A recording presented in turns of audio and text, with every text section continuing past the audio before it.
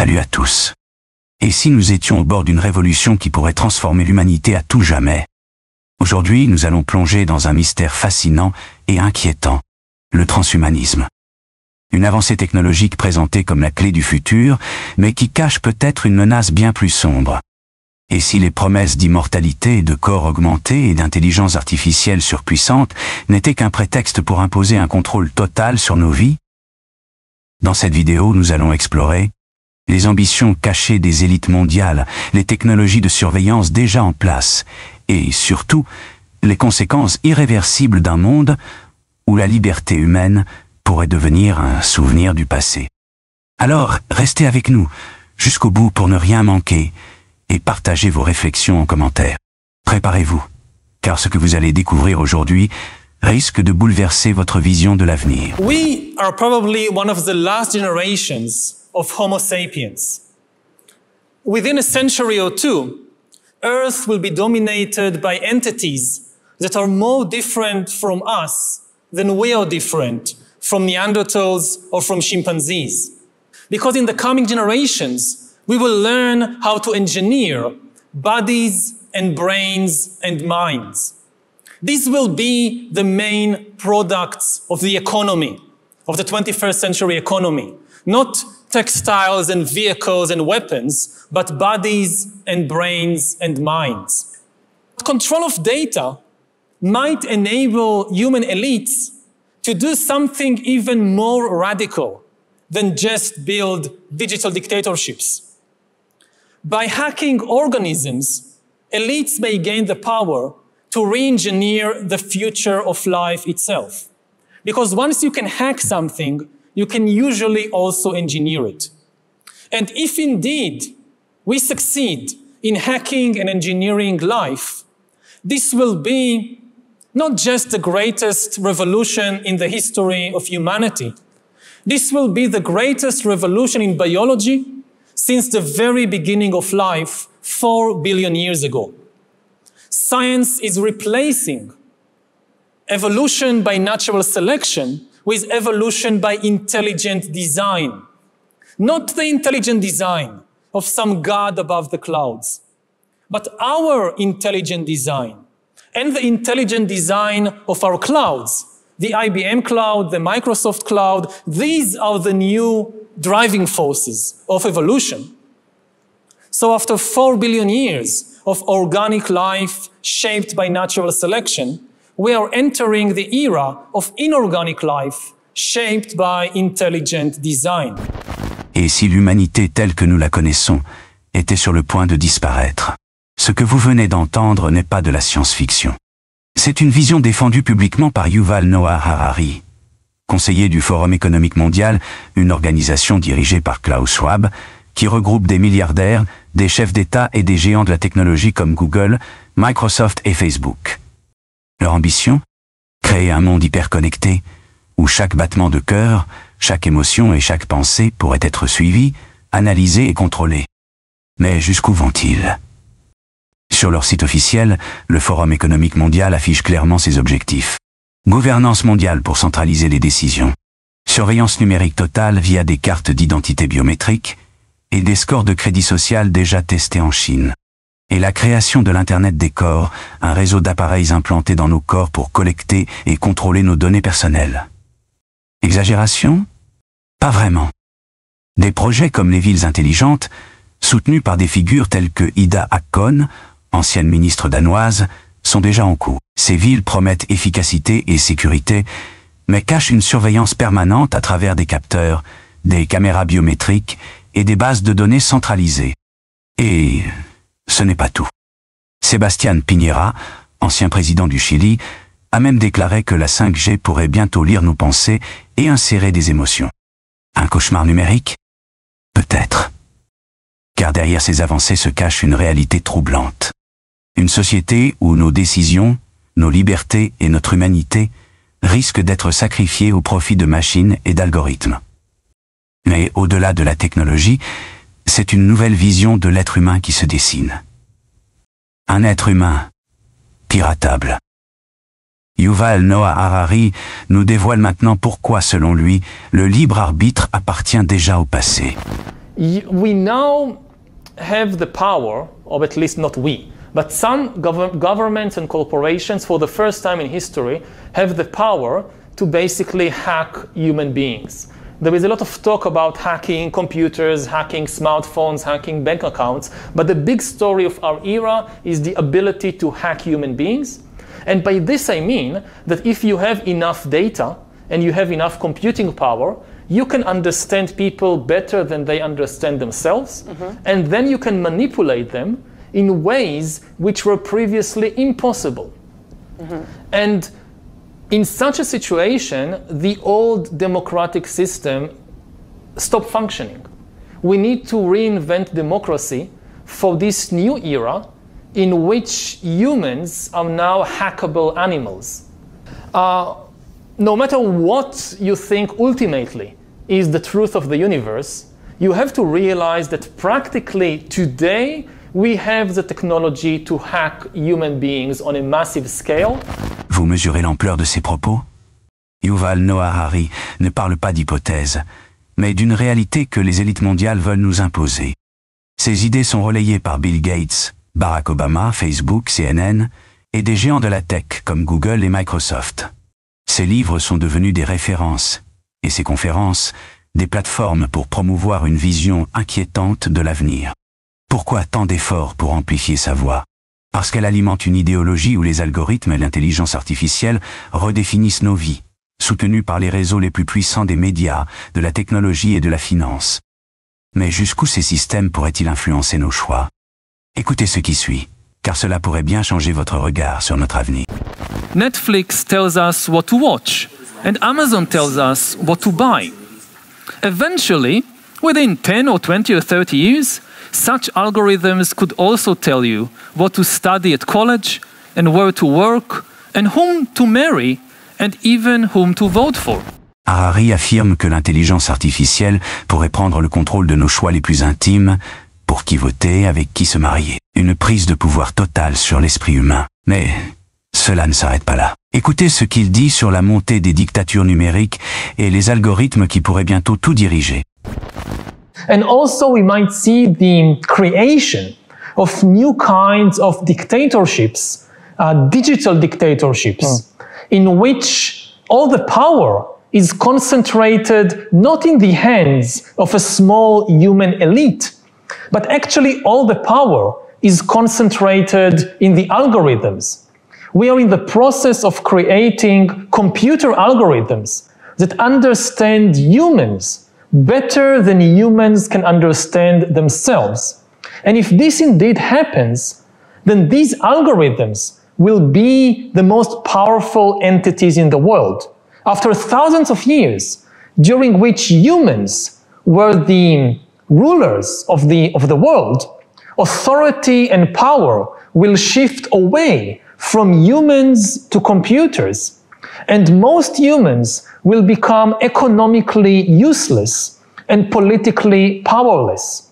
Already today, we are beginning to see the creation of a new class of humans, the useless class. Dans ce contexte, les avancées technologiques ne se limitent plus à transformer nos outils. Elles redéfinissent ce que signifie être humain, notamment à travers les interfaces cerveau-ordinateur. Imaginez une technologie capable de capter ce que vous voyez, de mesurer vos émotions et même d'analyser vos micro-mouvements musculaires. Ces données, une fois collectées, sont stockées dans des services cloud, souvent contrôlés par des géants comme Google, Amazon ou Microsoft. Ces dispositifs révolutionnaires promettent de brouiller encore davantage la frontière entre l'homme et la machine. Mais ils soulèvent aussi une question troublante. Ces données ultra-sensibles resteront-elles sous le contrôle des utilisateurs ou seront-elles dominées par les entreprises qui les exploitent? Alors, est-ce ça l'avenir? Une fusion totale entre l'humain et la machine? Pour certains, la réponse est oui. Écoutez Pekka Lundmark, PDG de Nokia, qui partage sa vision des prochaines étapes de cette révolution technologique.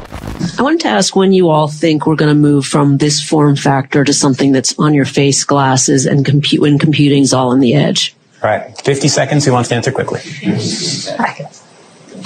I think it will go. It will. First of all, it will definitely happen. I was talking about 6G earlier, which is around 2030. I would say that by then, definitely the smartphone as we know it today will not anymore be the usual kind of the most common interface. Wow. Many of these things will be built directly into our bodies. De la fusion entre l'homme et la machine, décrite par Pekka Lundmark, à une surveillance complète de nos vies, il n'y a qu'un pas. Les avancées technologiques redéfinissent non seulement notre rapport aux outils, mais aussi le contrôle exercé sur notre quotidien. Michael Evans, président du groupe Alibaba, a dévoilé un objectif clair lors du Forum économique mondial. Suivre chaque aspect de nos habitudes, de nos déplacements à notre consommation. Écoutons ses propos pour comprendre jusqu'où cette ambition pourrait nous mener. We're developing, through technology, an ability for consumers to measure their own carbon footprint. What does that mean? That's where are they traveling? How are they traveling? What are they eating? What are they consuming on the platform? So, individual carbon footprint tracker. Stay tuned. We don't have it operational yet, but this is something that we're working on. Cette révolution technologique ne s'arrête pas à suivre nos déplacements ou nos achats. Elle va bien plus loin, jusqu'à pénétrer nos corps. Bienvenue dans l'ère de l'Internet des corps, ou IOB. Ce concept, encore en développement, repose sur un réseau mondial d'appareils connectés à Internet.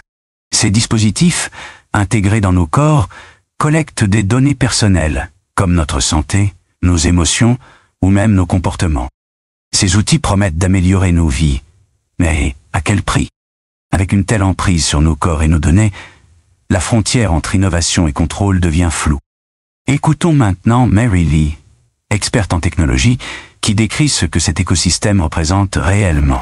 The Internet of Bodies, or IOB, is actually an ecosystem. It's a bunch of devices that are connected to the Internet that contain software and that either collect personal health data about you or can alter the body's function. We think of the Internet of Bodies as this collection of all these devices as well as all the data that the devices are gathering about you.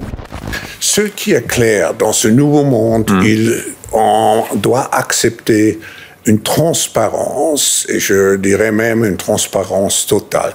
Regardez par exemple la discussion qu'on a eue en concernant le système bancaire, le secret bancaire.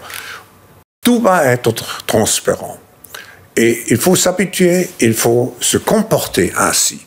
Ce qui est important, c'est que ce n'est pas abusé. C'est-à-dire, le système juridique doit être en place pour me protéger contre les abus quand je fais quelque chose qui est correct et qui est transparent. Klaus Schwab, vous parlez au téléphone à Madame Merkel, à Obama, à d'autres. Si j'étais général du FSB ou de la CIA ou du Mossad, évidemment votre téléphone est sur écoute. Vous y pensez quand vous téléphonez?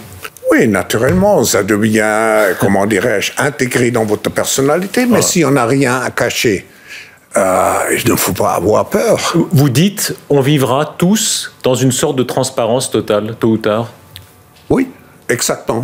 This debate about privacy versus security is as old as civilization, you can say. But there is something new now. For the first time in history, it's possible to completely eliminate privacy. It was just never possible before, and it is possible now. Something fundamental has changed. When dictators always dreamt about completely eliminating privacy, monitoring everybody all the time and knowing everything you do, and not just everything you do, but even everything you think and everything you feel. Whether it's a tyrant in ancient Greece or whether it's Stalin, they always dreamt about it. They could never do it because it was technically impossible. Now it's possible. Dans un monde où la transparence totale semble devenir la norme, les nouvelles technologies ne se contentent pas de transformer nos vies. Elles capturent chaque détail de notre existence. Derrière leurs promesses de simplification, l'objectif est clair, récolter nos données personnelles. Chaque information collectée renforce le pouvoir de ceux qui les détiennent. Plus ils en savent sur nous, plus leur contrôle devient absolu. Narendra Modi, Premier ministre indien, résume parfaitement cette réalité en comparant les données à du pétrole et de l'or, des ressources précieuses qui façonnent désormais l'économie mondiale. Écoutons ses propos. Data is the new oil. आप ह्यूस्टन के लोग ऑयल की जब बात आती है तो इसका मतलब भली भांति जानते हैं। मैं इसमें यह भी जोड़ूंगा कि data is the new gold. Les nouvelles technologies ne se limitent plus à collecter des données. Elles redéfinissent le cadre même de nos vies. Sous prétexte de sauver la planète et d'assurer un développement durable, une infrastructure mondiale se met en place, transformant notre quotidien en une vaste opération de surveillance. Les villes intelligentes, présentées comme la solution idéale pour réduire l'impact climatique, sont au cœur de ce projet. Elles promettent une vie plus connectée et plus efficace grâce à des appareils smart. Téléphones, maisons, voitures et même poteaux intelligents. Mais derrière cet acronyme, il s'agit d'un système de surveillance omniprésent, où chaque détail de nos vies est collecté, analysé et contrôlé. Aux Pays-Bas, par exemple, le gouvernement prévoit de détruire des milliers de fermes pour construire une immense ville intelligente qui engloberait également des parties de la Belgique et de l'Allemagne. L'excuse, lutter contre le changement climatique. Mais remplacer des paysages naturels par une infrastructure technologique de collecte de données, est-il vraiment bon pour l'environnement? Et ce contrôle ne s'arrête pas là. Il vise également le cœur de notre humanité. Ce projet va bien au-delà des technologies connectées. Il cherche à remodeler ce que signifie être humain. Écoutons maintenant Klaus Schwab, fondateur du Forum économique mondial, qui explique comment cette transformation passe par des technologies comme l'intelligence artificielle et l'édition génétique. And look at things like artificial intelligence. Exactly. And robots. Look at things like gene editing. Exactly. You know, opening a whole new horizon for medical science. And you see, the difference of this fourth industrial revolution is it doesn't change what you are doing. It changes you. If you take genetic editing, right. Just as an example, it's you who are changed. Yeah, and of course, this has a big impact on your identity. Yeah. And offers certain kinds of possibilities that have to be careful about. You know, when you began to do that kind of gene editing, some people worry that you are changing what it means to be human. Les ambitions des élites technologiques repoussent toutes les limites. Elles prétendent surpasser Dieu lui-même, en se dotant de capacités quasi divines grâce à l'intelligence artificielle et à la biotechnologie. Ces avancées nous conduisent vers une transformation radicale. L'émergence de la vie inorganique, une fusion entre l'humain et la machine, incarnée par les cyborgs. Cette conception humaine redéfinit les mécanismes naturels de l'évolution et bouleverse l'essence même de ce que signifie être vivant. Cette vision soulève une question essentielle. Quel avenir pour l'humanité face à une telle révolution? Écoutons de nouveau Yuval Noah Harari qui expose ces nouveaux pouvoirs et leurs implications. The new powers that we are gaining now, especially the powers of biotechnology and artificial intelligence, are really going to transform us into gods. And I don't mean this as a kind of literary metaphor. I mean it in a literal sense. We don't have to wait until Christ's second coming in order to overcome death. Even more than immortality, science is really about transforming humans into gods. If you think about the Bible, for example, so in the first book of Genesis, what God does is to create animals and plants and humans. And we now want to gain this ability to ourselves, to manufacture animals and plants and humans. And we even go beyond God. I mean, even if you believe in the Bible, the only thing the God of the Bible managed to create is organic beings. He managed to create the cows and the tomatoes and the giraffes and the humans, all organic. Now we try to go beyond the God of the Bible and create inorganic life, something he never managed to do. Now we are much better than the God of the Bible. I think the most interesting place today from a religious perspective is Silicon Valley. My bet is this is where the new religions of the 21st century are being created, will be created. And these will be kind of techno-religions, religions based on technology, religions that make all the old promises of Christianity and Judaism and Hinduism and so forth. They will also promise happiness and prosperity and justice and even eternal life. La bio-ingénierie offre aujourd'hui une capacité inédite. celle de transformer l'inégalité économique en inégalité biologique. L'élite mondiale semble déjà en voie de divergence, se distinguant de l'humanité traditionnelle. Ce fossé pourrait aboutir à l'émergence de nouvelles espèces, ou au concept biologique, séparant les Homo sapiens d'une élite augmentée et transformée. Des initiatives internationales comme le projet 2045 illustrent cette ambition. Avec plus de 50 scientifiques renommés, ce programme vise à repousser les limites de la condition humaine, notamment en transférant la conscience sur des supports artificiels, ouvrant ainsi la voie à une forme d'immortalité numérique. Ces idées radicales soulèvent une question essentielle. Que restera-t-il de l'humanité telle que nous la connaissons? Regardons maintenant comment ce projet envisage un avenir où la technologie et la biologie fusionnent pour redéfinir la société. The world is on the verge of global change. The speed of data transmission has increased by multiples of millions. The rate of globally significant events and that of discoveries and crises is growing exponentially. Our civilization is like an uncaptained ship, sailing on rough seas with neither chart nor compass, all the while moving faster and faster. The time we have to make the right decisions is shorter and shorter. We are facing the choice to fall into a new dark age, into affliction and degradation, or to find a new model for human development and create not simply a new civilization, but a new mankind. Historic crises show that to break the deadlock, we need technological revolution.